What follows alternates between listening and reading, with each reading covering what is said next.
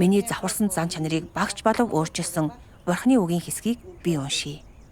Тогос хүчит Бурхан ингэж хэлсэн байдаг. Нөхцөл байдлаас үл хамааран хэрвээ чи завхарсан бодол санаатай болж завхарсан зан чанараа илчилбэл энэ нь ялахгүй хэрэг биш юм. Хэрвээ чи завхарлаа шийдвэрлэхийн тулд үннийг ирж хаяхгүй бол завхарлыг цэвэрлэх ямар ч аргагүй байх болно. Гэвч хэрвээ чи үннийг ухаалгаар ирж хайж Бурхны үгийг ашиглан завхарлынхаа илчлэлийн үндсэн шалтгааныг ялган таньж чадвал завхарсан зан чанарынхаа асуудлыг шийдвэрлэхэд амархан байх болно. Чи сүнсэндээ эргэн ирж хүлээж, ирж хайх тусам асуудлын мөн чанарыг ялган таних тулд Бурхны холбогдох үгийг олоход улам амархан болно. Ийм маягаар чиний завхарлын илчлэл улам бүр цөөрч, чи Бурхныг дуулууртай дагаж чадна. Чи цаашид үзэл төсөөлөлтөд тулгуурлан ярьж, үйлдэхэ болж, хүн чанар чинь улам бүр хэвийн болно.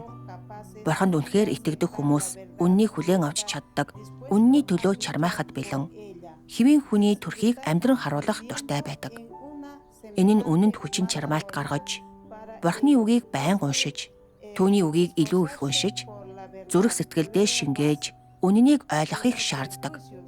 Чиний зүрх сэтгэл үргэлж тайван байх ёстой бөгөөд чамд ямар нэг зүйл тохиолдоход чи хөнгөн хумгай, нэг талыг баримталсан радикал, хиймэл, хуурамч байх ёсгүй бөгөөд эрүүл ухаанаар үйлдэх ёстой.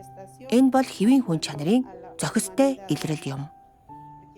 Бурхны үгээс Эли эцэст нь хуучин нөхөртөө гомдох гомдол хорсол, өөрийнх нь шаналл үнэндээ завхарсан зан чанараас нь үүдэлтэйг ойлгожээ. Эли Бурхны үгийг илүү их уншиж эхлэн завхарсан зан чанараа мэдэж авах асуудлуудаа шийдвэрлэхэд анхаарч хэвийн хүний төрхийг амьдран харуулахаар эрэлхийлсэн. Эцэст нь тэр гомдол хорслоо орхиж, зүрх сэтгэл нь чөлөөлөгдөж, эрх чөлөөтэй болсон юм.